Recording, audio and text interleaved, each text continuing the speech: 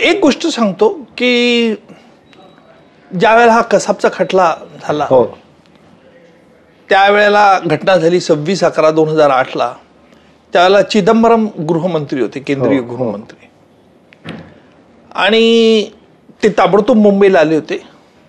आणि मुंबईला आल्यानंतर त्यावेळेला हसन गफूर सीपी मुंबई होते, राकेश मारिया जॉईंट सीपी होते.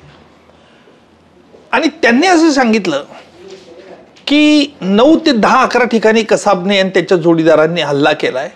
वेगवेगळ्या ठिकाणी गुन्हे दाखल झालेले आहेत. म्हणजे CST स्टेशन असेल, नरिमन हाऊस असेल, ओबेरॉय असेल, ताज असेल, तर वेगवेगळे खटले चालवावं असं एक केंद्राची एक सूचना होती गृहमंत्रालयाची.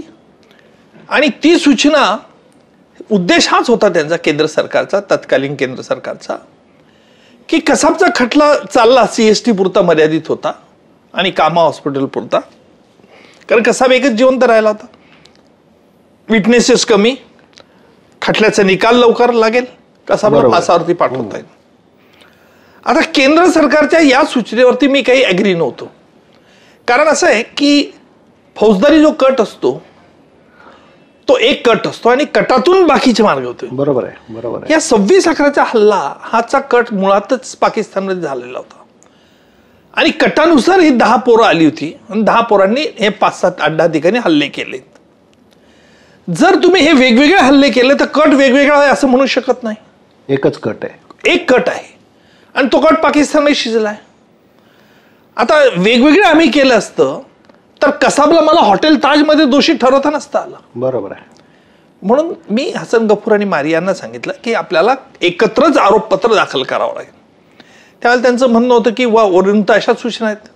म्हटलं फौजदारी क्षेत्रात मी अभ्यास करतोय, सूचना असू द्या, त्यांचा उद्देश चांगला असेलही की लवकर त्याला फासावर पाठवा, पण म्हटलं याचा दुर्गामी परिणाम वाईट होईल, कारण पाकिस्तान त्याच्यातून बाहेर येईल. बरोबर आहे. त्यांना ते पटलं. आम्ही दाखल केलं आणि आम्ही सिंगल चार्जशीट दाखल केलं. थोडंसं त्यावेळेला सरकार नाराज झालं होतं, महाराष्ट्र सरकार, केंद्र सरकारचं गृह मंत्रालय, पण त्यांना आम्ही पटवून दिलं होतं की मी लवकरात लवकर निकाल लागेल. पण ही एक अशी महत्त्वपूर्ण घटना होती आणि ते जर झालं नसतं तर कदाचित पाकिस्तानने आपलं अंग काढून घेतलं असतं. हा एक महत्वाचा भाग होता. बरोबर. पण अशा अनेक घटना असतात, पण त्या घटना मला ऑन कॅमेरा सांगता येणार नाही. एखादी अशी ह्युमन टच असणारी एखादा प्रसंग काही घडला की ज्याच्यामुळे तुम्हाला असं वाटलं असेल की अरे आपण न्याय देऊ शकलो ह्या महिलेला किंवा ह्या मुलाला, जे काही असेल, जो कोणी त्याच्यातला हे असेल त्याला, किंवा असा एखादा प्रसंग सांगू शकाल का की ज्याच्यामुळे तुमची इच्छा असूनही तुम्ही त्याला न्याय नाही देऊ शकलात, परिस्थितीजन्य काही नव्हतं सोबत, असं काही आठवण? नाही, आता अशा आठवणी अनेक आहेत की असं असतं की हे फार संवेदनशील काम असतं मी जे चालवतो. कारण जिथे व्हिक्टीम असतात त्यांचे जवळचे नातेवाईक, त्यांच्या भावना, त्यांचा लहान मुलगा गेला असतो, कोणाती स्त्रीवरती बलात्कार, सामुदायिक बलात्कार असेल, शक्ती मिल गँगरेप केस होती मुंबईची, म्हणायचे, तिच्यावरती ह्या 5 पोरांनी जो बलात्कार केला, तो फोन मोबाईल दाखवून, त्या मुली, पत्रकार ती होती मुलगी, फोटोग्राफर, आणि तिच्याकडनं हे वधवून घेणं, कोर्टामध्ये हे सगळं सांगायला भाग पाडणं, तिला चक्करून ती न्यायालयात विटनेस बॉक्समध्ये बसली.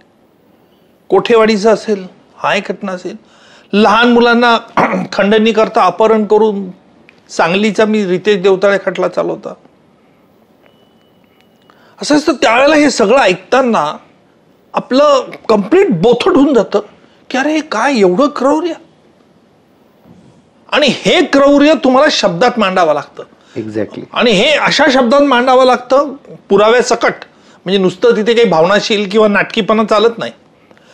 शब्दाची फेक तर ही असतेच महत्वाची, परंतु पुराव्यात काय आलंय, साक्षीदार काय बोलला, असं असतं. आपल्याला आज अतुलजी आपल्याला वाटतं की मी फक्त माझा फेस दिसतो, पण माझ्या मागे जी पोलीस यंत्र असेल, तो रायटर असतो, काम करणार असतो, पोलीस अधिकारी, ह्या सगळ्यांचं हे सगळ्यांचं परिश्रम याच्या मागे असतात.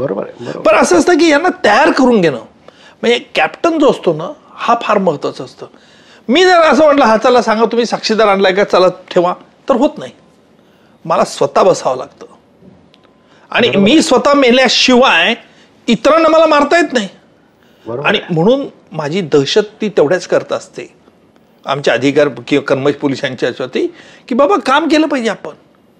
आणि त्यातून असं असतं की न्याय तुम्हाला दिला पाहिजे. पण यू विल सरप्राईज की माझा नेहमीचा एक विश्वास असा असतो की कायद्याने नुसती जी शिक्षा होईल त्या शिक्षेमुळे गुन्हेगार सुधारतो का, ती खरी शिक्षा आहे का, तर याला उत्तर माझं नाही असं आहे. बरोबर आहे. पण त्याच्यामध्ये त्या माणसामध्ये जो गुन्हा करतो त्याच्यात कुठेतरी चांगली एखादी भावना असते. बरोबर आहे. बरोबर आहे. आणि ती भावना त्याला जाणीव करून द्यायची असते. म्हणजे पश्चाताप हीच मोठी शिक्षा असते.